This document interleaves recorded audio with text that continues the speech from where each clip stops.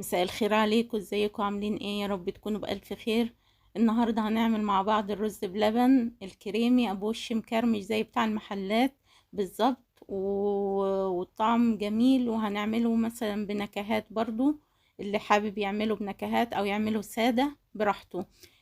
بسم الله الرحمن الرحيم. الاول معانا كوباية رز منقيينها طبعا وكوباية رز بمعيار الكوباية دي. ومعانا 4 كوبايات مية هنحطهم على النار. ونوطي عليهم خالص لحد ما يشربوا المية بتاعتهم خالص دي ويستووا. تبقى الرزة تشرب المية وتستوي خالص، مش نص سوا، لأ سوا كامل. اهو زي كده سويناها سوا كامل.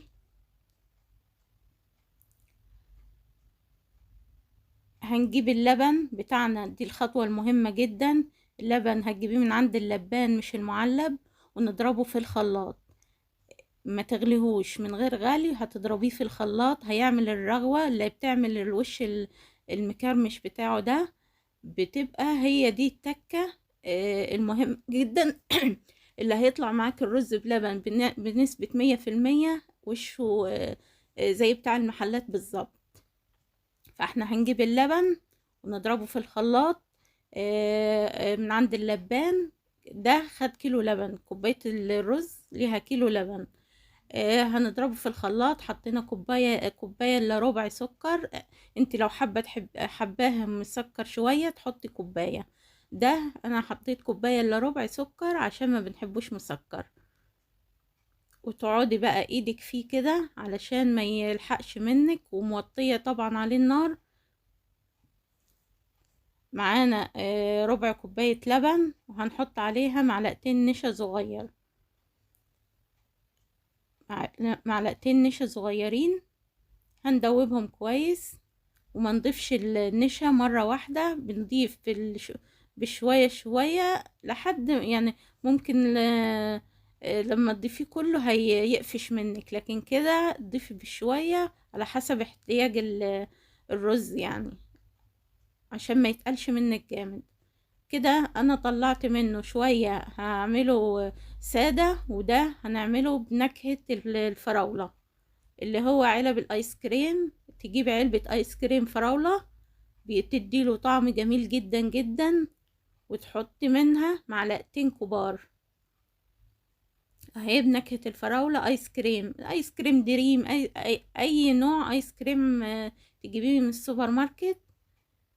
وتحط عليه معلقتين كبار كده، بتديله نكهة الفراولة تحفة. عايزة تجيبي نكهة اي حاجة موجودة اللي هي علب الايس كريم، بتديله طعم كريمي.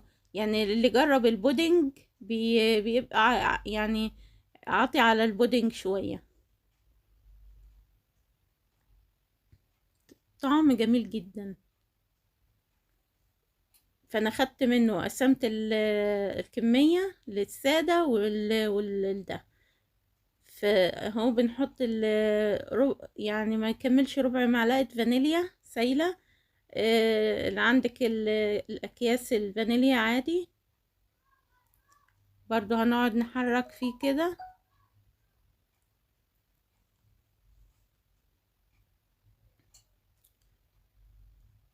اهو هنضيف له النشا شوية شوية. والناحية التانية برضو العين التانية انا حاطة الرز السادة، بس نفس الخطوات هي. بس ما عدا ان انا ما بضيفش بودرة الايس كريم.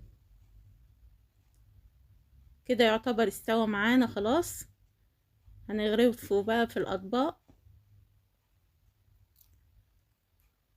طبعا في الشتاء احنا محتاجين حاجات حلوة باستمرار. بنجوع بعد الاكل وكده، فالاولاد عايزة حاجة حلوة باستمرار. فلما تعملي لهم الحاجات دي وبنكهات جديدة وكده هيقبلوا عليها، وحاجة مغذية وحلوة. هنغرف طبعا الكمية بتاعتنا كلها، وهنغرف برضو التاني السادة. غرفناهم، هنسيبهم بقى في التلاجة زي ما انت عايزة. ممكن تسيبيهم يوم كامل براحتك خالص. كل ما تسيبيه الوش بتاعه بيكرمش اكتر وبيبقى احلى واحلى. انا سبتهم في حدود يعني نص ساعة عشان بس التصوير، واهو الوش بتاعه كرمش وبقى جميل جدا وكريمي، تحفة تحفة. وهيعجبكم بإذن الله بالتكة اللي عملناها، اللي هو تضربي اللبن في الخلاط. دي خطوة مهمة جدا، لا هتحتاج منك قشطة ولا بيحتاج منك اي حاجة. هي التكة دي هتخليه الوش بتاعه يكرمش جدا.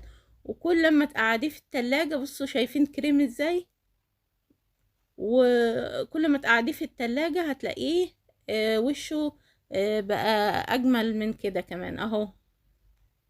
شايفين لما بقرب الكاميرا؟ حلو جدا. ويا رب يعجبكم الفيديو، وبشكركم جدا، والسلام عليكم ورحمة الله وبركاته.